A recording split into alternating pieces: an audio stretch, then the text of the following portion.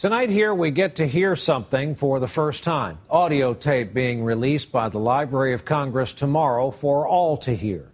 For music fans, it amounts to something of a Rosetta Stone on tape. These tapes were recorded by a record executive named Joe Smith, who once ran Warner Records, Elektra Asylum, and Capitol EMI.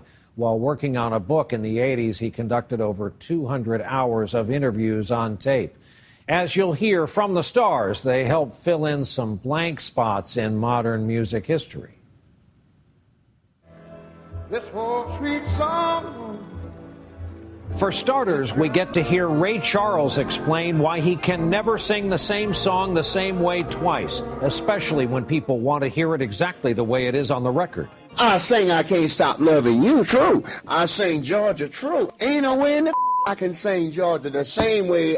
A lot of the newly released interviews have to do with the Stones and the Beatles. Mick Jagger speaks candidly about the competition between the two. I think it's very competitive. I mean, I think it still is competitive. It's a very competitive business. Paul McCartney says the two bands actually got along in a sweet way, then goes on to talk about the Fab Four. McCartney, who admits to a strong sense of commercialism, gives a candid assessment of his mates, saying John and Ringo had natural wit, George had seriousness and ability.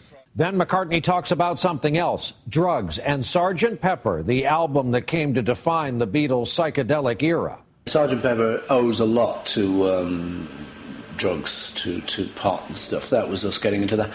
It was rather innocent compared to what you talk about these days. We were never sort of out of it on the floor like you'd hear about Stones sessions. Finally, we hear from Yoko Ono, John Lennon's widow, who takes on a long, lingering rumor once and for all. I didn't break up the Beatles. The Beatles were getting very independent. John, in fact, was not the first one who wanted to leave the Beatles. Paul was the only one who was trying to hold the Beatles together. But then again, the other three felt that Paul was trying to hold the Beatles together as his band. There was an incredible period of unpleasantness for John. So he was in fact delighted that he was out of it.